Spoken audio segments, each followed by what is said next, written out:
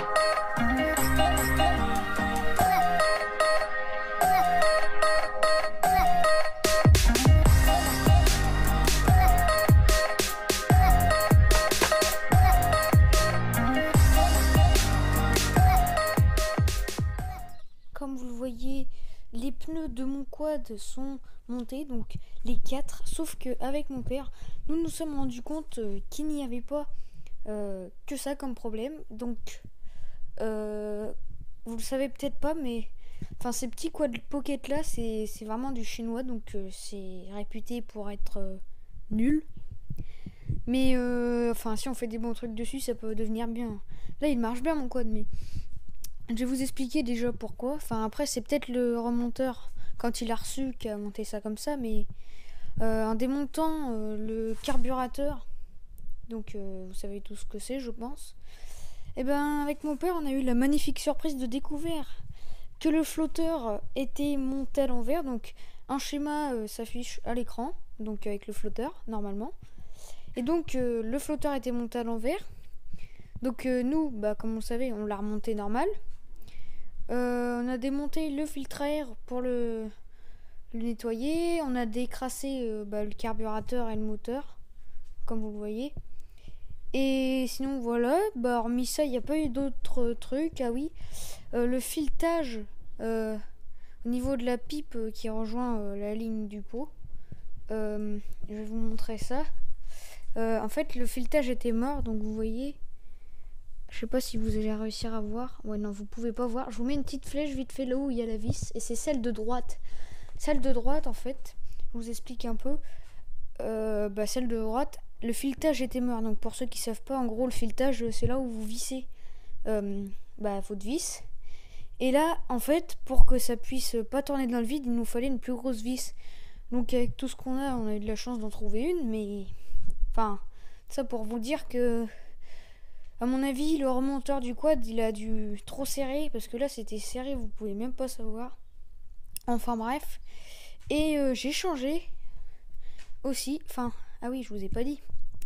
Le réservoir est réparé, comme je vous l'ai dit, il y avait une fuite. Et on a pris un plastique, la même matière exacte que celui-là. Et on l'a fondu ici. Donc, comme vous le voyez, ça a l'air bien. Donc, on va voir si ça tiendra à l'essence. Mais sinon... Au niveau de ça, ça a l'air bien. Donc on a nettoyé le pot d'échappement. Après, là je vais continuer aussi. Comme il y a les tiges, à la base il y a des petits bouts parce que mes garde-boue sont cassés. Donc là il ne reste plus qu'un. Donc c'est ça que j'ai dévissé. Le petit bout bleu. Voilà, il n'y a plus. Du coup sinon il n'y a pas grand chose d'autre. J'ai changé en gros... comment vous expliquer, la diorite d'essence qui est reliée au réservoir jusqu'au carburateur. Donc on l'a coupé pour remettre un nouveau filtre à essence, car en fait à la base la diorite d'essence c'était une diorite de moto, donc c'est pas trop rigide et c'est un peu gros par rapport au carbu.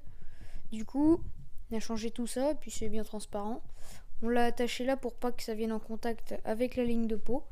Mais sinon, comme vous le voyez, le quad il s'en sort pas mal. Donc vous allez sûrement vous dire où sont les carénages. Ils sont posés. En fait, on attend de démarrer le quad.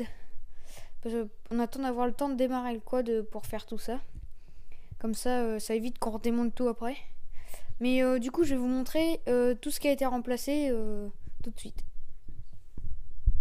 Alors du coup, comme vous le voyez, là on a des vis et on a ce que j'ai dévissé. Donc là-bas c'était pour les garde-boue. Donc ici, du coup, c'est les anciens pneus. Et là, vous pouvez peut-être apercevoir les anciens garde-boue. Enfin, c'est toujours les mêmes, mais ils sont complètement brisés.